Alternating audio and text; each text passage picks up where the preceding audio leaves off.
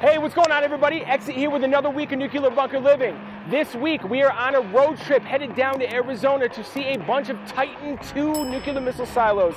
Not Titan 1s, not Atlas Fs. We are going down to the formidable Titan II nuclear missile silos. Come with me this week. Let's take a trip down south.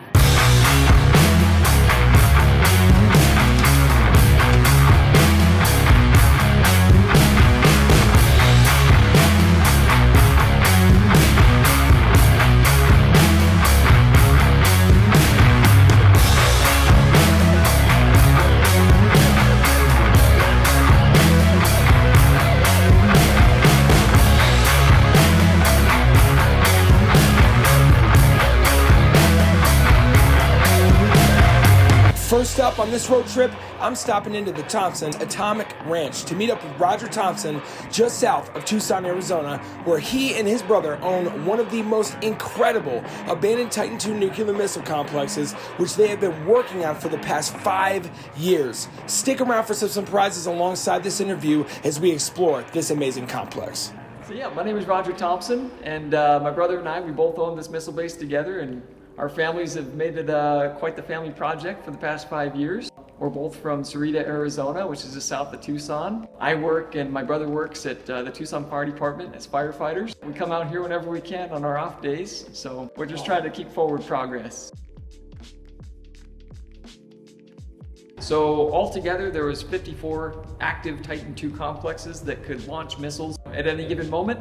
But there was also 3 other ones in California at Vandenberg Air Force Base that were the training facilities. Yeah, 63. They began construction in 62, December 62, I think. And then, by 63, they were online. So it goes back to when we were kids, because in Sarita, or Green Valley, which is right next to Sarita, there's a Titan II missile base there. And it's decommissioned, but they turned it into the museum.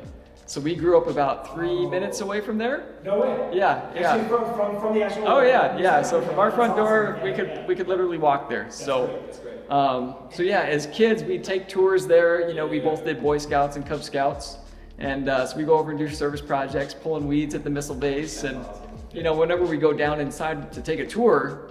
As kids, we were like, dude, it'd be so cool to own a missile base like this. Yeah. And, you know, we never even thought that there was 17 other missile bases around Tucson. July 2018, one of our friends at the fire department, he got on the subject of missile bases and how it would be cool to own. He was like, yeah, my buddy, he said that he put in an offer for one. He didn't have the money for it, but he said that the guy would take $100,000 for it. And I told my brother that, and my brother was like, dude, we gotta call him right now. And so sure enough, we looked up the realtor number, we called him, met with him, said, hey, we have 100 grand, would the seller take that amount? And he came back with 105,000, and we said, sure, let's do it. So we had to convince our wives to go in on it as well, but that took some convincing, but they eventually said yes. Yeah, it's been all history from there. A good question. So there was the access portal, so the original entry portion. That was partially excavated, and so it went down about 25 feet, and then at that point, it's just concrete rubble. That was pretty much all that was out here, and so we had to go and we bought a bulldozer. It was an old 1960s Alice Chalmers bulldozer, and eventually we got an excavator and, you know, started digging it out so we could actually get in there. With that dozer that we bought, we dug down 28 feet-ish in order to get to that opening, and we just had enough room to get in. It was a really steep incline, unshored sheer walls and stuff, but yeah, that took 5 days to dig down that deep with our dozer. It's not designed to do that, but we did it. So yeah, once we did that, we had purchased some air packs, public surplus air packs from fire department, because we didn't know what the air quality was. So we went in and explored it, kept on making the excavation bigger, and now it's about 300 feet long and 200 feet wide. The agreement that Russia and the United States made with each other was called the SALT agreements, SALT treaty.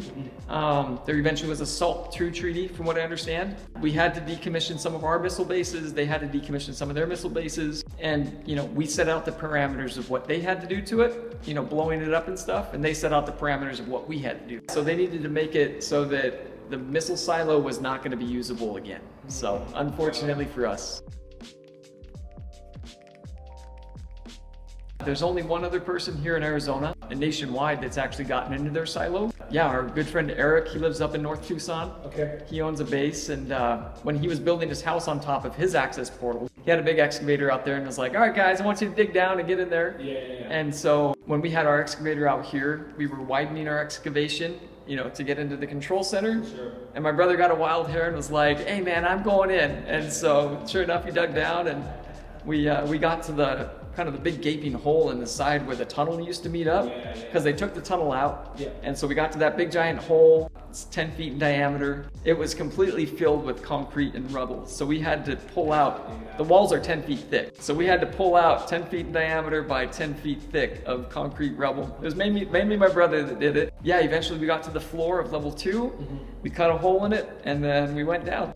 Here we go. Here's Brian. Hey, Raj. We got the floor exposed. Brian took a vacation yesterday and literally dug from about there all the way down to there. And then today we did this little bit and then cut out the floor. So now we can actually go down, get in there.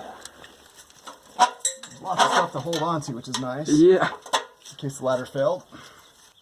Thanks for the light, bro. Oh, yeah. Dude, we're gonna see if we have a generator or not today, dude. Awesome. Yeah, I wonder if they took it out. I hope not. Never know. You're out, my man. Alrighty. It's going up to, what is this? So this is level Dude, 2.5? this goes into the silo. Look at this. That goes in. Oh, wow. That goes into the silo, dude.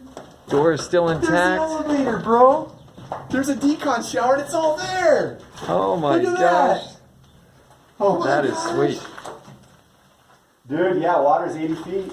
Is it 80 feet? A couple levels, dude. No way. There's our water table, bro. Holy crap. Oh my gosh. Wow, yeah, our water table here is about 75 feet. Dude, that's legit. If we had to pump, we could pump out of here. Yeah, we literally could. Here's all the switch gear. How do we get over there? We go this way? Let's see, is the trolley here? Nope, Tro- they took the trolley off. Oh, so they got the track, Yeah, right? the track's there. That was a trolley. Trolley Yeah. track. Yeah. All right. But the little, yeah, that's... Huh. Sweet. 3,000 pound capacity on that thing. Let's cross our fingers that this bad boy generator's still here. It's gonna be right around the corner. Ooh, here, looking into the silo. Dude, they took the light. They took the cool light. They left these ones. Tons of rubble Yeah, in the there. generator is gone. Big old We rebar. are missing a generator. Oh. No generator in ours. Well, ours is one of the sites they took. Oh my gosh, look at that. Here's how they caved it in. This is so amazing. Oh, this is that big giant opening that they made. Yeah. I think it was pretty standard for them to do at least that. Okay. Wow. Dude, look at all of that rubble in there. Holy crap. Giant pieces of just the... Wow, they blew the wall out. Oh my goodness, this is incredible. So these are some more shock isolating things for the generator? For the generator. Look Oh, at wow. the siren, dude. Check Oh, out the wow. blue siren on the wall. That's cool. Look at the big light right there. Check that bad boy out. Wow. Well, it created a nice big area. It really did. Here's where all the switch gear is for the... There's another big siren. The switch gear for the generator to power. Where would the air compressor have been? Over here somewhere? I think downstairs. Oh, downstairs, There's huh? the air filter for the generator. No for the way. generator. Wow. Look at that air filter. It's huge. It's got a label on it too. There's another light. Check that light out on the floor. Dude, that's Woo! awesome. Are all these hydraulic lines or something? I think... Yeah, it sure looks like hydraulic lines. Yeah. Huh. It's all shock isolated on those springs. Valve closed, except when cleaning the system. Huh. We got filters in the Sweet, system. Dude, check out these gauges. Holy cow, dude. Oh, those guys are still intact. Yeah. Oh, are these the vents over here that go out? I believe so, yes. Huh. Oh, wow. There's a big old blast valve in there, dude. It's looking into the silo from level 3. Big, giant, thick plate over there. Only 5-6 inches. Wow. Level 4. This is where the big water tank begins. So here's the big metal water tank, holds 100,000 gallons. The deluge system. Looking down. You can see that you see level 5, and then level 6 is flooded. Dude, they have blast valves on every level. There's another blast valve right here. Oh, really? Yeah. There's another emergency light up there. Another nice, Oh man, look at that. that light. Exit. Open. This is for all of the servicing decks Yeah, that dude, would they fold still down. work. Wow. The wires coming to the backside, or? Oh my gosh, look at that. Check this out, Buffalo Porch Company. This Oh, is for wow. the chiller. That's cool. Yeah, that's neat. All cast. Yeah, it's like a fireplace cover, right? It does, yeah. Holy moly. Elevator shaft. Partially open. Are we on level 4, Raj? Level 4. Level 4. Level 4. Everything is all shock isolated. They pulled something out. How'd they even get this thing out? Is my question. Like, from what was here, they cut all that, and how? Oh, did I they know, do right? to get it out? Yeah. That is amazing. Yeah, absolutely. Huge chiller. Yeah, it'd be almost impossible to get that stuff out. Yeah, look at all that aluminum ducting is just cool. Dude, it's aluminum. You're right. Those go to big blast valves. Look, there's an access sign. Pretty cool. This is such a trip. Look at these sweet switches. This is that 100,000 gallon water tank. Starts at the bottom of floor 3, and I think it goes down to floor 6. Floor 4 to floor 5. This is the water tank here. Silo there.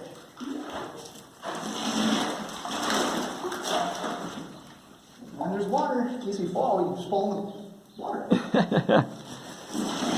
That's the water table. Right, my brother. Oh, another emergency light.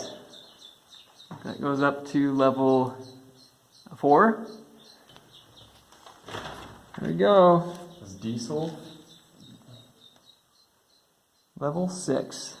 Here's one of the side of the doors is open. Oh, really? Yeah, here's another one of those panels. No way. Oh, sweet. Yeah, this will clean up nice. Yeah. Wow. Raise. Oops. Not raised, not locked. Little warning lights for you. Huh. It's so cool. Yeah. It's got the bell on it.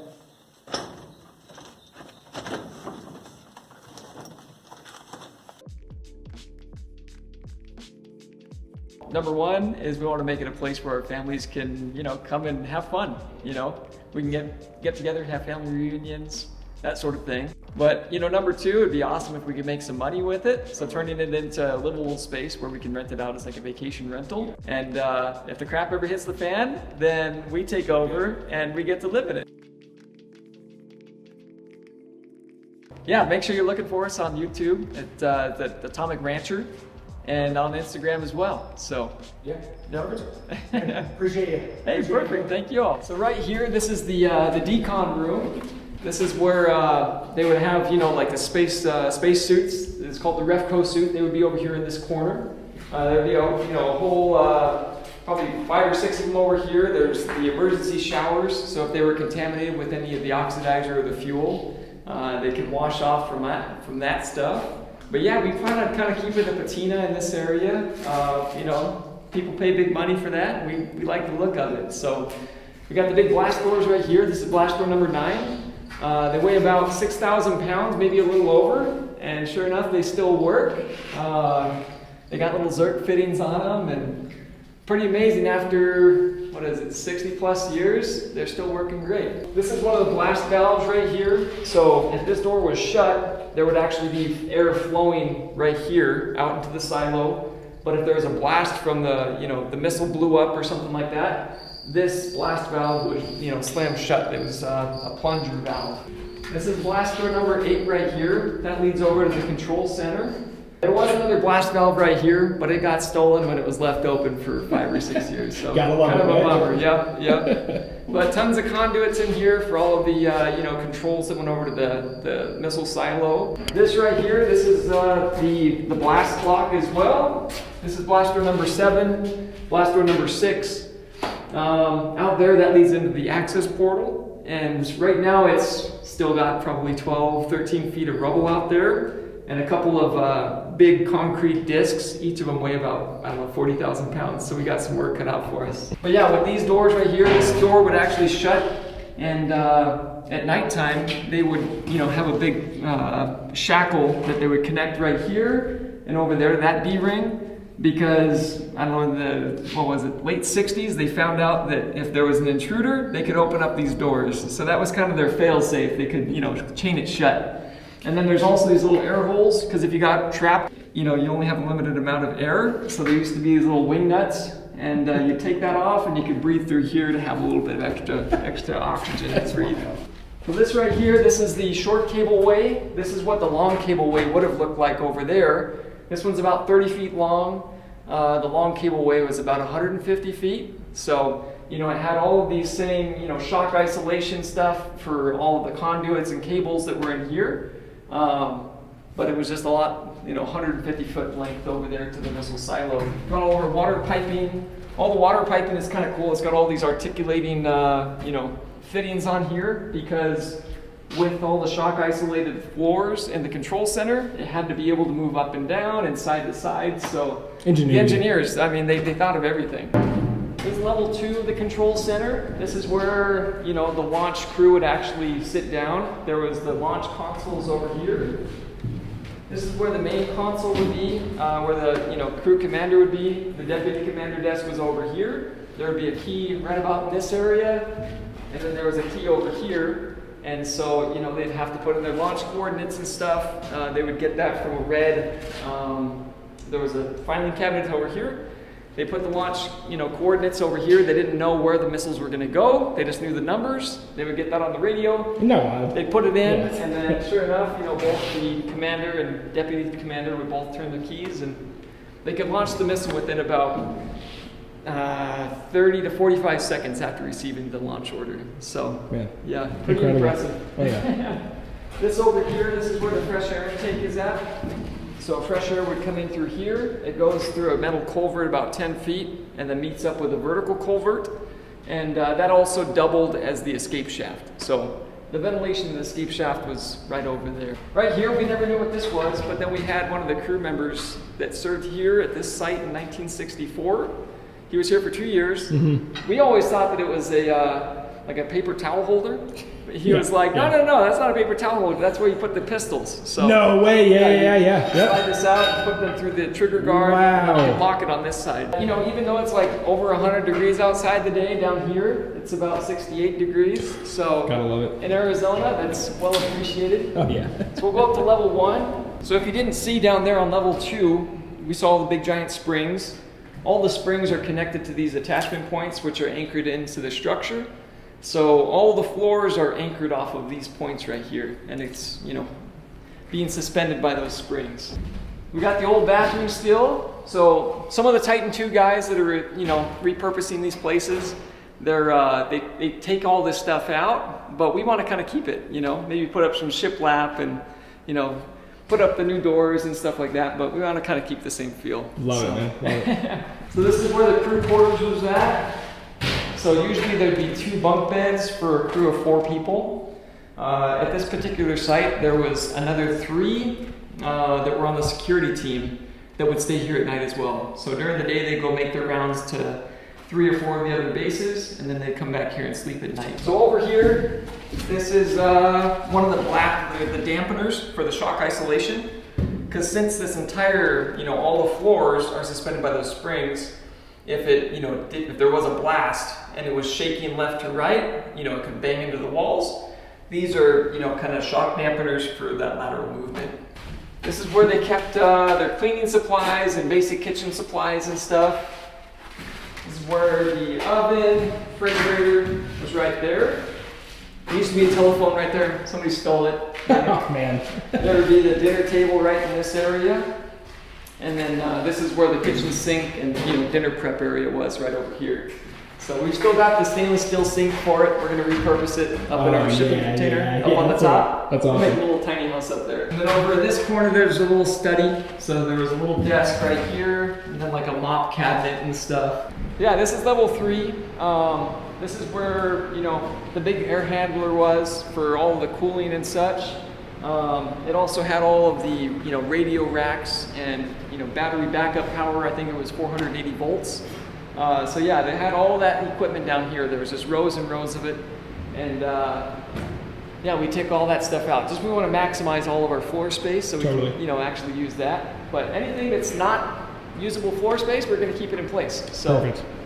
yeah, this is the escape shaft or escape hatch right here. But yeah, when they decommissioned this place, they filled up that entire shaft with concrete and grout. So we got our work cut out for us. It goes out about 10 feet. We're going to jackhammer, and then we got a jackhammer from the top side coming down about 60 feet. So we're down about 12 feet. We got a bit to go. So currently, I'm standing right in front of the open doors to an Atlas F nuclear missile site. Now this site, just like all the other Titan ones, utilized a crib structure that was in this missile silo itself that had an elevator that would actually take the missile to the top, literally right behind me, what you're seeing, and it would launch from that platform as soon as the missile was fully erected out of the top and on top of this actual site. This is literally the reason why they decommissioned the Atlas F and the Titan ones, is because it took way too long of a time to have these missiles come up to the top and be able to launch. We're talking about 15 minutes at the very minimum. Looking at the Titan 2s, like Roger's Titan 2, you can see the efficiency that actually resides inside of the Titan 2s. They took all of the issues that they had with the Atlas Fs and the Titan 1s and redistributed an idea that was so much more efficient, cost effective, and even just time-wise. You have a crib structure like behind me, which even though it was a feat of engineering at the point in time, still did not do the job that we needed it to do to be able to get this missile off and out to either Cuba or the Soviet Union at the point in time. Now the Titan 2s, when I look at them and when I explored Roger's complex, the one thing that I noticed too is how clean his complex was. When it really comes down to it, this guy and his brother have done so much work, but everything that they've done has just been absolutely awesome. And just to see that they're almost ready to be able to put this into an Airbnb situation, like he said, and do all this stuff, and they are able to hold events there with other Titan 2 owners that are in the area, is such a beautiful thing. And one thing that we all don't talk about enough is community. The people that own these complexes are very special individuals. No matter what, they are deciding to take on almost the unthinkable. They're ready to take on things that are not just normal to a demo guy or a rehab guy, like, oh, let's go and buy this house and flip it. We're talking about an abandoned nuclear missile complex. These places literally should be museums.